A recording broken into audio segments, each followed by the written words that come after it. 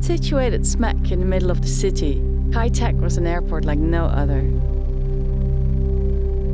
It closed 25 years ago.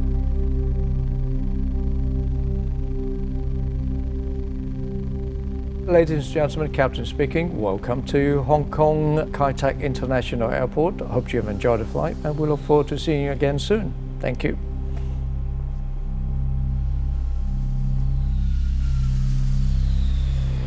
Until this day, eyes still light up when people talk about the former Hong Kong airport. What was it about the place? And could some of the fond memories be urban myths?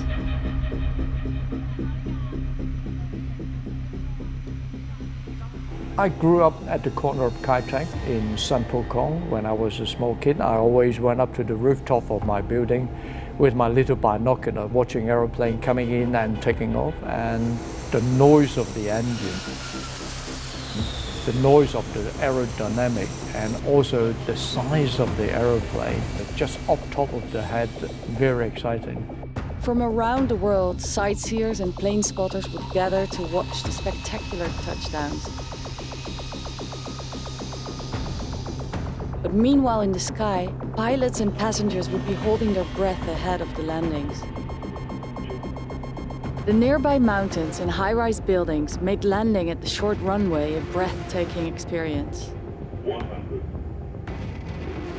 40, 30, 20, retard, jet, 5. So why was Kai Tak chosen as an airport location in the first place? It started in the early 1920s with these two businessmen. Ho Kai and Ao Tak reclaimed land in Kowloon Bay to build houses for wealthy immigrants. But Kai and Tak went bankrupt, and the government took over the land reclamation works. An airport named after the two men was built at the site, starting operations in 1925.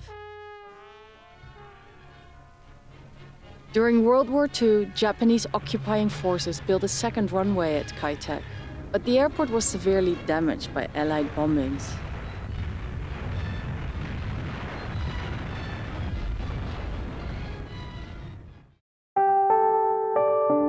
Years after the war, this expansion master plan was executed.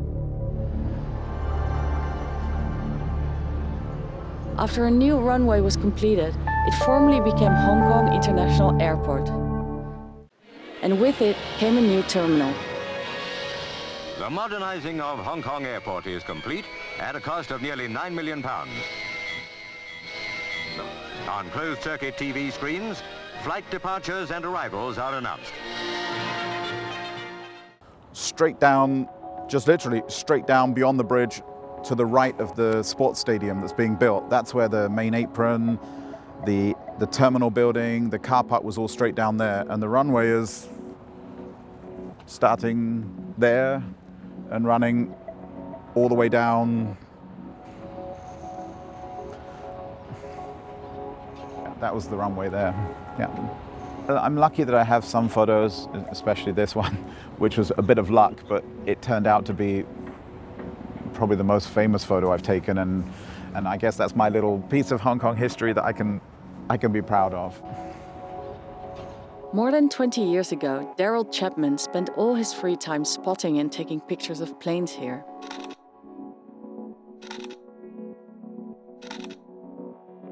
We used to stand over here with our barges. The smell coming out of this was pretty bad. Some people would joke, even if you were blindfolded, had no idea which flight you were on, once you landed here, you could say, it's Hong Kong. Because of the stink coming out of this nullah. You could say, yeah, I'm in Hong Kong. It really, really stunk here, yeah. And it was noisier then than now, because the planes then were a lot noisier anyway. So if you were living anywhere around there, it would have been very noisy, yeah. And if something like Concorde or something was taking off, it would just literally shake the whole place. The signposts were rattling and everything. So it would have been very noisy, yeah.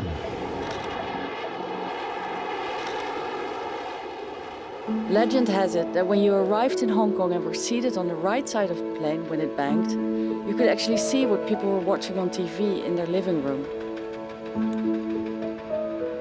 I think that is only a fairy tale because I would be very busy to line up the aeroplane, looking at all the instruments instead of minding other people's business, what they were watching on the television. I think that is a myth. One, you were passing by so fast. I personally, I don't think that's true. Kai Tak is one of the most difficult approaches in terms of airport arrival. We have to execute a manual maneuver, turn, descend, and line up with the runway, where at the end you have to do a 47-degree divergence from the inbound track. The line up in consideration with the wind speed and wind direction, and the weather components are very challenging. To execute the manual landing on Kai Tak's famous runway 13, the checkerboard played a crucial role.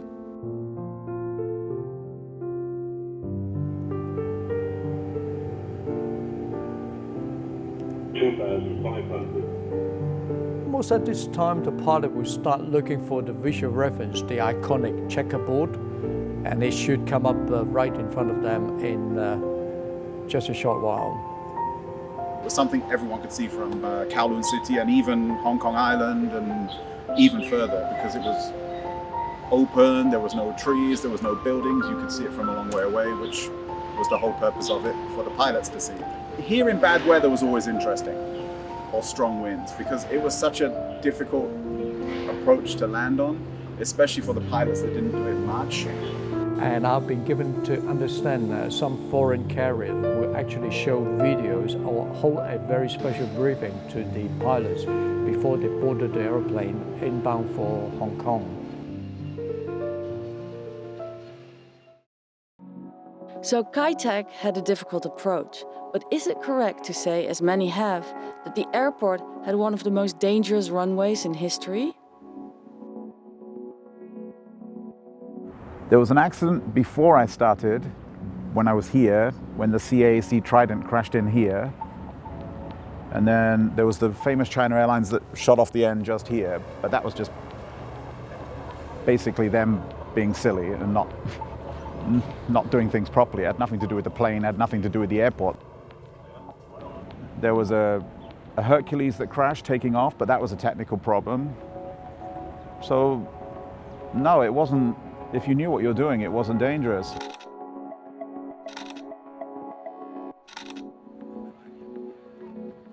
Amid rapid development and growing complaints about noise and pollution from the urban terminal, there was more pressure to find a new aviation hub.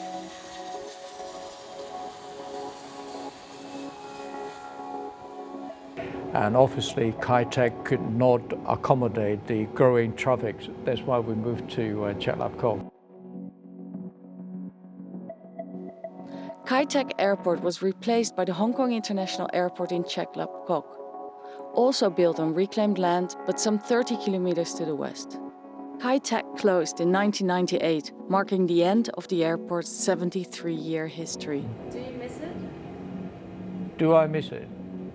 Yes, I do. I miss it very much. Yes, I do. Yeah. Kai Tak brings back a lot of lovely memories. How did you feel when Kai Tak closed? I was sad because it's what I used to do every week until the very last plane took off.